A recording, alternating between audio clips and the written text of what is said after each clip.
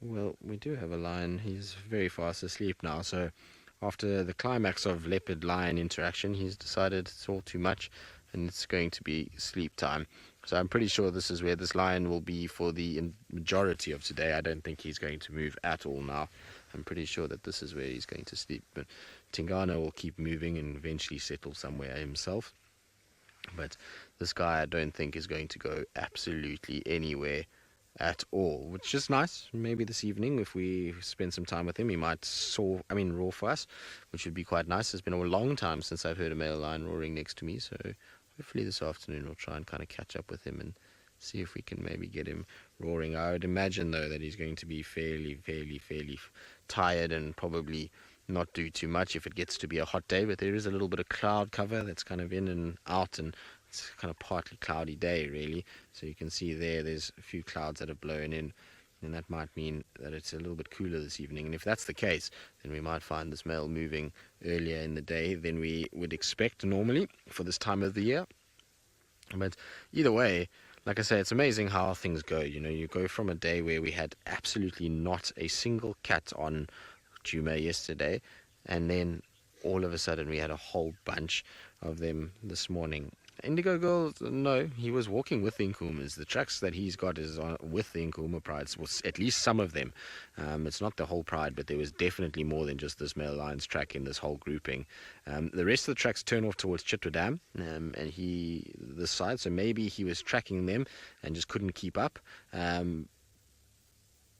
But I did hear from the guys that somebody saw the Nkumas last night on Gari Main, well, a portion of them, and this guy was with them, so maybe he just got dropped off and couldn't figure out where they actually were going, and decided to then kind of lie up here. But I don't think they would attack him, even though he's weakened. It's still a male lion, and it's still powerful, and depending on what the split is of the Nkumas at the moment would probably indicate whether or not he might get a bit of a beating from the girls. I think if all 5 girls are together and he went towards the cubs, he would be attacked by them. But just lying like this, I doubt it. They'd probably rather just avoid him more than anything else, and try and just kind of keep distance between them and him. It's going to be an interesting kind of period now, because the 3 Avoca boys in the last few days have been a lot more vocal and a lot more of their presence kind of moving southwards. I believe that the other day when they went past Tosana and Shadulu's kill, that they went very far south. They went all the way to almost double Mala boundary, which is typically where the Birminghams are just beyond that boundary. And so it's going to be interesting just to see what the Birmingham's response is if they roar down at that boundary. Also, what I've been noticing with these boys is they've been apart quite a bit lately. So it's typical coalition kind of thing, is they arrive as a unified force, then ladies get in the way and everybody just splits out all over the place, and that's going to be dangerous for them. They need to stay together as much as possible. It's one of the kind of key sort of reasons why the Majingalans were so successful, is that whenever there was other lions around, those boys were never separated and they were able to defend themselves and their territory. And so these guys are going to have to take a leaf out of that book. If they're going to be apart like this all the time, one by one, they're going to get themselves into trouble as the next coalitions arrive, or other coalitions challenge them. And so it'll be interesting to kind of see how it all plays out. I highly doubt that the Birminghams will come back here. I think they've got enough lionesses to keep them busy southwards.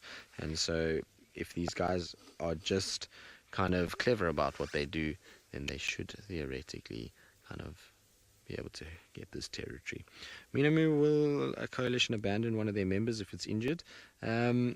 Not really abandon. They'll move, and they'll kind of move around constantly while that member is injured. So, and they'll kind of catch up with him at times and then move off. Remember that there'll be a lot of roaring, and so you'll find he'll roar and the others will roar, and they'll kind of come together. And then because he can't move as fast, sometimes they then move off and they'll go and find females or food or something like that.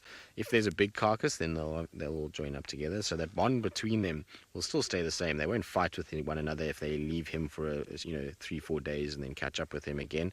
So you do get those situations where they kind of split apart and then come back together again. But I don't think they'd abandon him totally, unless, of course, he's in such dire condition that he would never be able to survive. Then you might see them moving around and them kind of just leaving him where he is.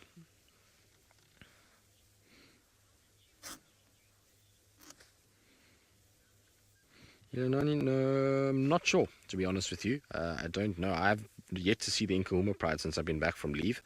I have no idea if those boys are still hanging around with them. The last I heard is that the Nkuhuma Pride split, and there was two sections the other day, and it seems to be still the same way. Because what I heard from last night was that it was a few of the females, and one or two of the sub-adult females with them, and no sign of the boys or some of the adult females. So I don't know where they are. I'm not sure if the Mangeni boys are still kind of hanging around with them, whether they're not. I really don't know.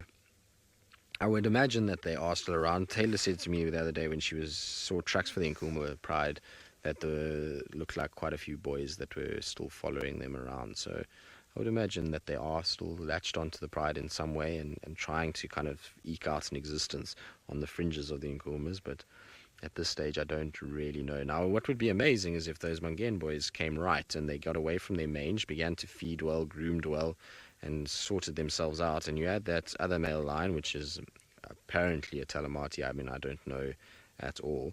And you add the young male from the Nkuhuma Pride, and that young male from the Nkuhuma Pride might have just caught a massive break, because that could theoretically potentially be a coalition of 4 male lines, which would be one that would be intriguing in many respects, because it would come from 3 different prides to form one coalition, which would be very odd. But the chances of survival between those 4 would increase exponentially if those 4 stuck together. So it's a kind of good break for like I say, our Nkuhuma young male, and hopefully those Mangeni boys do start to sort themselves out and come right, and they'll then have all of them together.